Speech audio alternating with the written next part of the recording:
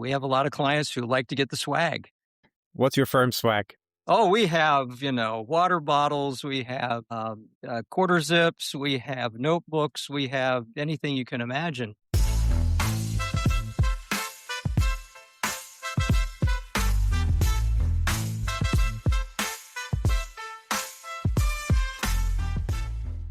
This is the 20-Minute Attorney Business Development Podcast. My name is Tobi Steinemann, and here with me to discuss law firm branding is the man who will now tell me whether he, from an organizational point of view, considers firm branding as a part of business development. Bill Burns. Thanks, Toby, and you'd be shocked to hear I have a story that relates to that, and that's how I ended up at my current firm, Porter Wright.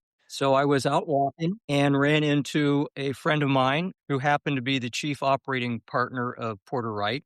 And at the time, they had marketing and business development as two separate departments. And they were contemplating merging them back into one. And so she, said, well, I know you've worked in law firms. I'd like your opinion. Should they be one department or two?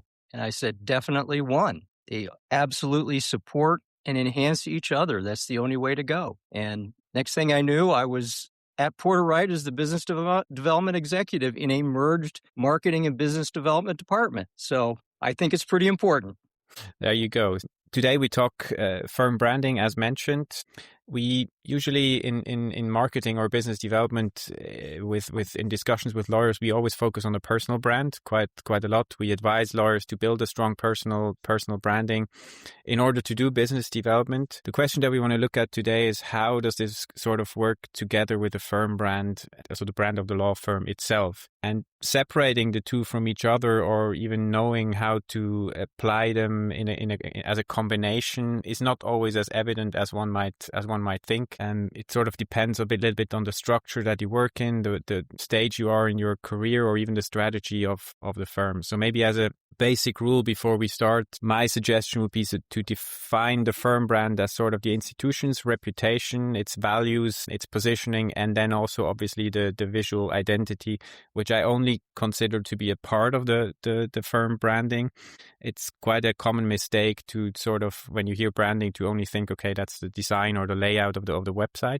And then the personal brand, on the other hand, would be the individual lawyer's reputation, their expertise, personality, and sort of the general visibility that they have in a market. But obviously both quite important in terms of business development. I agree entirely.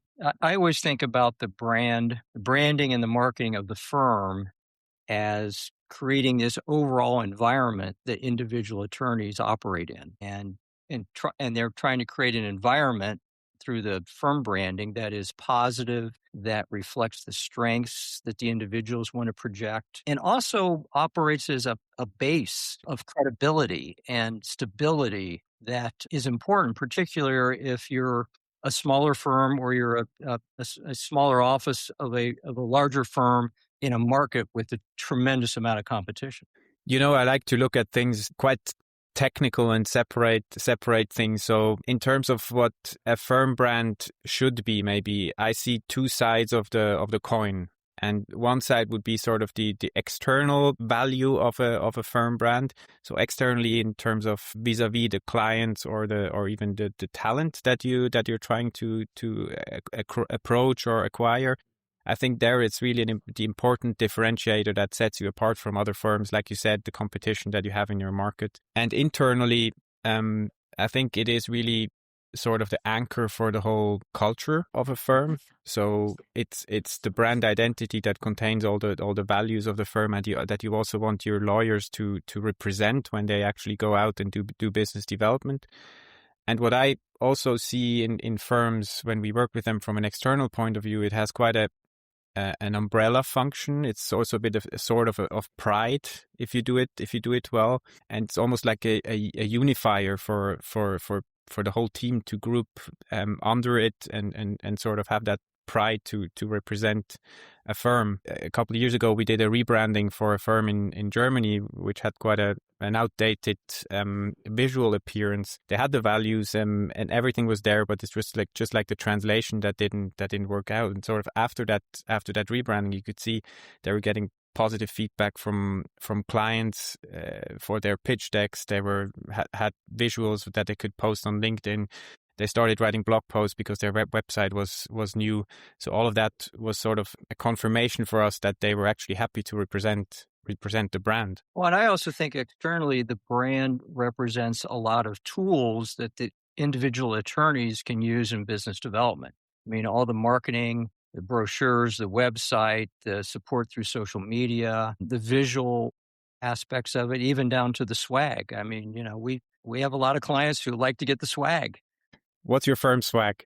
Oh, we have, water bottles, we have quarter zips, we have notebooks, we have anything you can imagine. Yeah. And clients love to receive those gifts. And it, again, reinforces that brand and that messaging of that group that's behind that individual attorney. And if people like what it represents, I mean, it's also people like wearing these kind of things and actually giving it to clients. They're sort of, because they're associated with that kind of brand and the values it represents. Yeah, there's that old saying that you're known by the company you keep. Well, the rest of the firm is the company that you keep that can project that you are, a credible individual, credible attorney, someone who can be relied on. I have a question for you, Toby.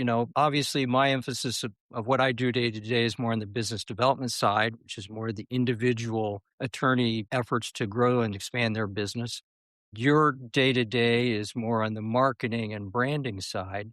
There's always that question about, do clients hire lawyers or do they hire firms? And what's your view and how does that affect the whole branding discussion? Well, first of all, I think up until the very large firms, it's still the personal relationship of a lawyer to a client, and the individual lawyer's reputation and expertise that will make the sale. People or clients hire lawyers before they hire law firms, even with the big firms. But if you look at the firm branding and how you approach that, I think you need to differentiate between the very small ones and the big ones. So if you're a sole practitioner, you still need some elements of a firm branding. Your personal brand is almost the same as the firm brand, but still you need a name, you need some sort of visual representation, you need a corporate design, you need a logo. For some applications in your communication, you need these kind of things. Other than that, I think the firm's identity is basically identical to your personal brand. In a small structure, it starts to change because the clients who will look at your firm, they will need some sort of reason why you are together as a group. The personal brand are still everything that they still matter. It's still what matters most in terms of the selling part, but still you need some sort of reason why you're not just individual lawyers. And in big firms, what we see here in Switzerland, there has been quite a shift in terms of branding. Let's say 10 years ago, they were almost acting like these big four firms or the big consulting firms that try to hide their talent. So it was almost like the firm was the front, and it was very difficult to see behind because they wanted to appear like these big machines who are the brand, and that's the reason why you should go work with them. I think that has fundamentally changed. So these walls have been broken down. I think that shows that they don't want to hide their talent anymore. For one reason, because they want to show to new talent, we have a stage that we can provide to you that you can use to grow your career. And it also shows that the personal brand and the firm brand, they sort of play together. A firm brand obviously massively benefits if you have a big name or a lawyer with a very big name and a big network and a big personal brand. That will also reflect on your firm brand. So it's quite important to show your people from a firm perspective as well. See, I was hoping we'd have an argument there. You'd say that, clients hire firms, and I'd say clients hire individual attorneys, and then we get into some fisticuffs. But I guess we didn't get that. No, we should prepare better. I guess so. So how do you guys use your firm brand to enable personal branding of your lawyers? Well, the idea behind the firm brand is it's a collective of the total experience of our firm. There is that debate about, do clients hire firms or lawyers? I think clients hire individual attorneys, but then they are a client of the firm. And therefore, you're presenting both your individual brand and your firm brand, and they have to be completely aligned. So that's how we look at it in terms of how does, like when we're recruiting, for example, One of the questions is someone a good cultural fit? Culture is part of the brand. And if they're not going to fit in with the firm, they're not going to be able to cross sell. They're not going to be someone who's turned to for support when someone needs support. That breaks down the brand, and the brand has to live in how our attorneys deliver service every single day. And how do you make sure that sort of the brand, how you want it to be perceived and lived also by your staff? How do you make sure that is properly executed on a day-to-day basis across your different offices, across your different floors of your teams, etc.? Well, it really differs from office to office. I'll give you the example. In Columbus, Porter Wright overall is one of the oldest continuously operating firms in the United States. It was founded in 1846, just a couple of years before I was born. And in Columbus, we are the oldest continually operating business. So here in this market, which is also our biggest office, a lot of people immediately recognize the name Porter Wright. And so most of our efforts here are in reinforcing what already exists in terms of a brand identity, reputation, and a standing in the community. That's externally, right? You're talking about the external. Externally, yeah. absolutely. If you think about our newest office, which has only been open 3 years, and it is in another big market where we have, fewer than 15 attorneys, it's a completely different approach to the brand because after 3 years, we are still introducing Porter Wright in that market. So we do a lot of different things in terms of advertising and open houses and sponsorship of events. That's all geared toward establishing a brand in that market, whereas our efforts here are geared toward reinforcing an existing brand. And if you don't think that brand matters to attorneys, I think the ones here in Columbus probably kind of take it for granted because there is such a high level of visibility in our market. But if you talk to the attorneys in like in a brand new market, the fact that we don't have that brand visibility at the level that we do here is a constant need for them. And they're very aware of it, very focused on building that up. So like you said in your other example, a lot of how branding is implemented and affects client development really depends upon individual circumstances. And that's one of the big challenges of a brand. How do you present a consistent brand when you're talking about markets that have such huge differences? Yeah, I also always see the firm brand as sort of the enabler. So it actually should be, like I said, the stage, but it provides the guidelines and the framework and also the guide rails. So where you cannot go beyond and you shouldn't go beyond to lawyers. But I think the whole, like you said, the cultural fit and all these other things, teaching people how to live that brand and actually explaining them the guidelines and also where they can find support in terms of branding. So have the business development teams available, the marketing teams available. These people are there to help and to make sure that you can actually use the materials and the templates that you have in a way that it provides you with the best strategy to use your content and the capabilities you have to build your business. Actually, I think based on my personal experience, I think attorneys understand branding better now than they did 20 years ago. I'm not encountering as many situations now where I have to talk to an attorney and say, no, we're not producing that in blue and yellow instead of red and black, or someone would go off and, create their own individually branded piece that looked nothing like the rest of the firm. I think attorneys are pretty attuned to the fact that there's benefit from being part of the bigger family. I think also that the firms themselves, they have gotten better in terms of providing the resources in a way that it's actually useful. So I think if you think about a very old and outdated brand, for instance, or if the templates are not really well done and you cannot use it, that as a lawyer, if you don't like what you see and it looks ugly or it's just not easy to use, then you don't use it. And I think that's when it happens that people go out and they do their own thing, and then it looks different from one lawyer to another. And I think that's also when the confusion starts in the market, because the brand isn't applied in a consistent way. The other thing is that I think attorneys today better understand what their marketing and business development departments can do for them in that regard, and how they can be supportive, how they can provide all these tools that have been created to help the individual attorney succeed. The requirements have certainly become more complicated. I think probably 20 years ago it was mostly about networking and creating these connections, whereas today it's much more complicated what you should do and can do in terms of business development. Also, one thing that we also get asked frequently is, when does a firm need a rebranding? So as a basic rule, I always tell people that whenever something changes that influences either your identity, so the firm's values, the positioning, or on the other hand, if the market changes. Basically, if all other law firms do something, then at some point the market will expect you to also adapt and evolve.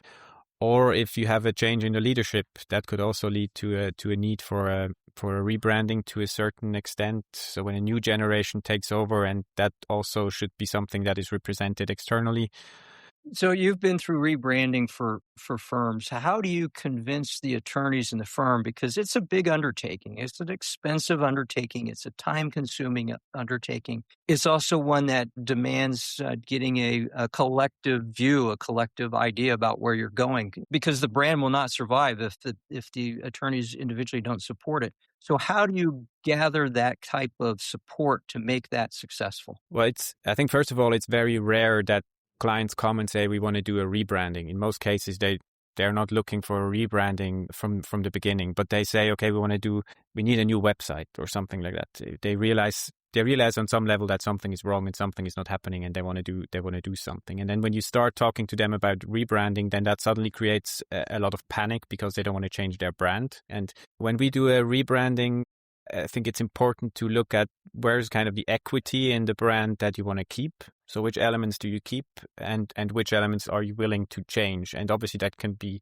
you change one color, or you change the typography, or the way these things are applied, or you change everything. So that there's a very broad spectrum. And the first task basically is to look at what's there. Where do you want to go? Have sort of a brand audit, in the sense of, what are the values that you want to represent? How do you want to be perceived? And then look what is there and how it actually looks. And then you see the gap. And that's basically if you manage to show that to lawyers or to a firm, then I think it's quite obvious for them also that they need to do something. So when you've done these rebrandings, how long do you think the time frame is to, I guess really two questions. How long does it take to actually do the rebranding? And then once the rebranding is released, announced out there, how long do you think before it becomes, part of the mainstream, part of that people accept the new look, the new feel? Well, I'm going to give a lawyer's answer to that one. I would say it depends. Obviously, it's it's very difficult. If you have a small firm and a small team, and they are very in sync with what they're trying to achieve, then that can happen. A new design and a small rebranding can happen within a couple of months.